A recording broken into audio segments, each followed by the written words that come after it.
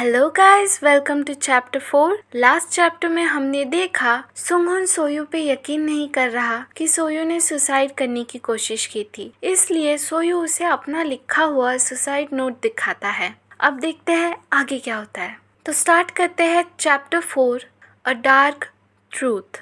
Chapter के starting में हमें संगह्युन का चेहरा दिखाया जाता है जो कि एकदम सफ़ेद हो गया होता है। उसे एकदम से बड़ा वाला शॉक लगा हुआ होता है और वो एकदम शॉक में चिल्लाते हुए कहता है, क्या वो तुम्हारा सुसाइड नोट था? तुम सच में मरने वाले थे? और सोयो अपना सिर पकड़ लेता है।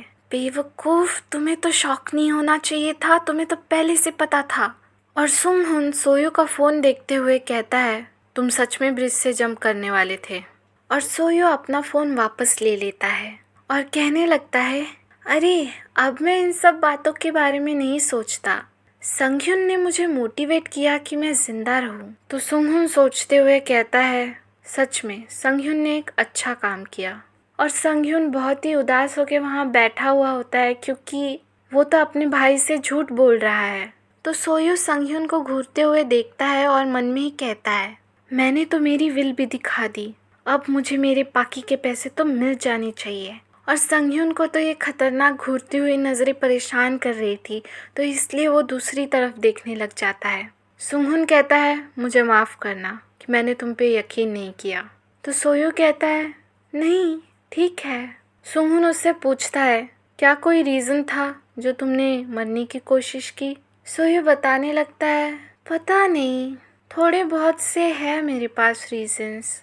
क्या तुम्हें कभी मरने का मन नहीं करता? तो सुंगहुन कहता है, पता नहीं।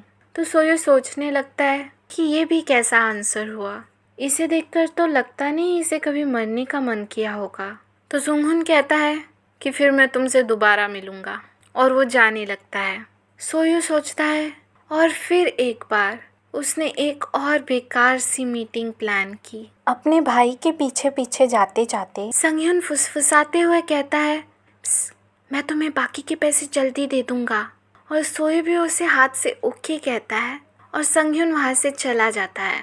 और सोयो उसे देखकर मुस्कुराते हुए कहता है, देखो कैसे अपने बड़े भाई के पीछे पीछे चला गया। और फिर सोचता है, मैं भी तो ऐसा ही था ना पहले। और फिर सीन चेंज होता है और सोयो कहता है, हे। और फिर वहाँ पे एक लड़का खड़ा कहता है, हाय।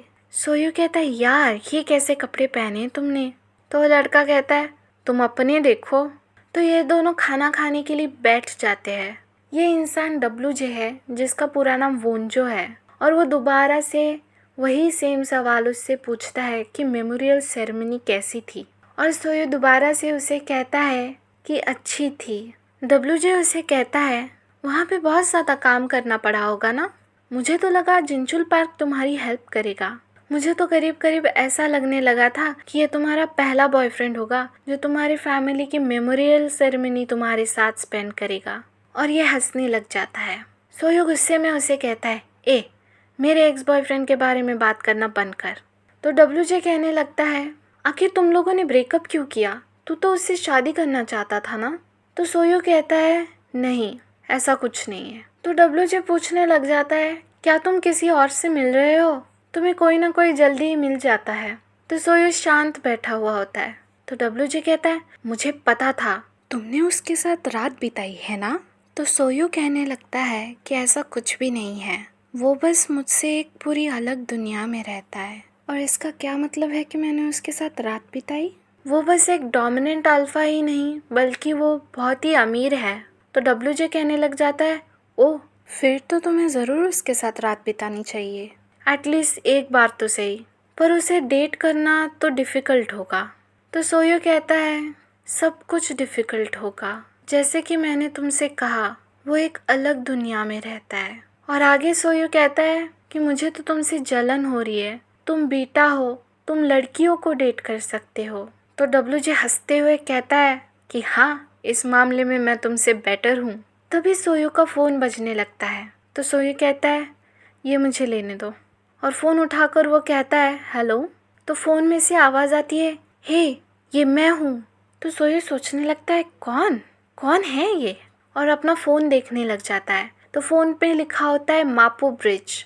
और सोयो सोचने लगता है क्या ये थोड़ा और तमीज़ से बात नहीं कर सकता?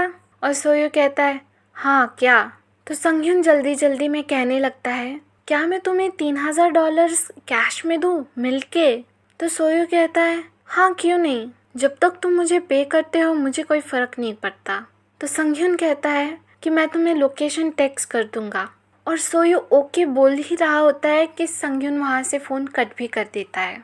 तो सोयो गुस्से में सोचने लगता है ये लड़का, क्या इनके खानदान में अपनी बात कहने के बाद फ़ोन कट कर देना नॉर्मल है?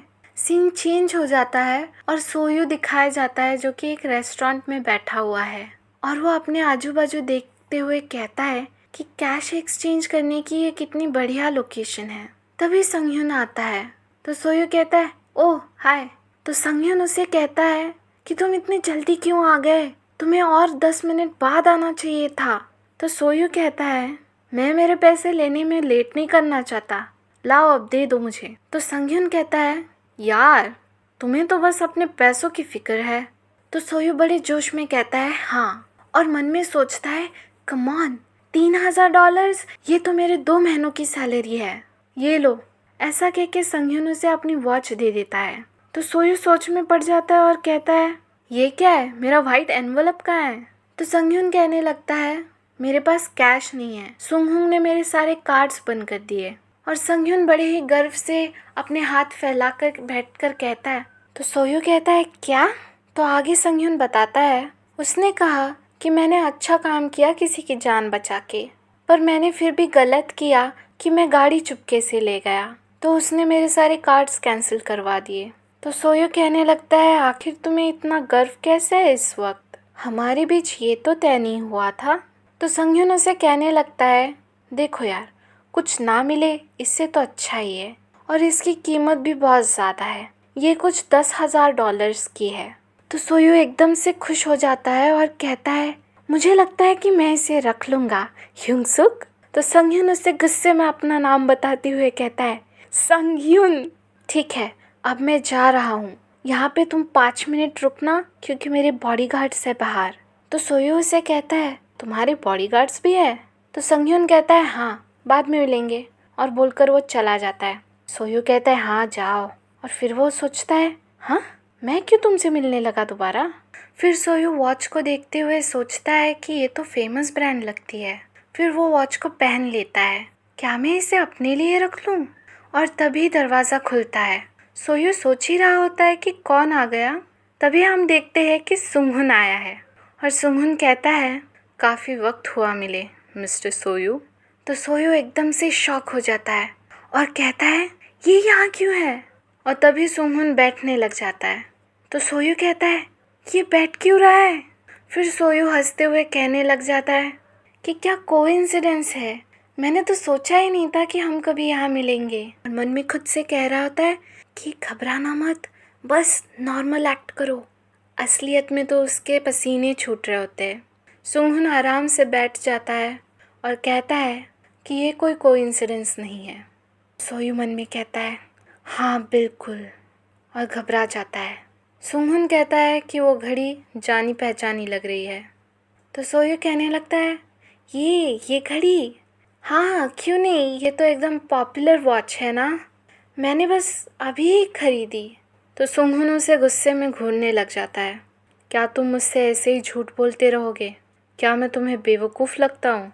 तो सोयो और भी घबराने लगता है, ये इतना इंटिमिडेटिंग क्यों है, और बिना फेरोमोन्स यूज़ किए।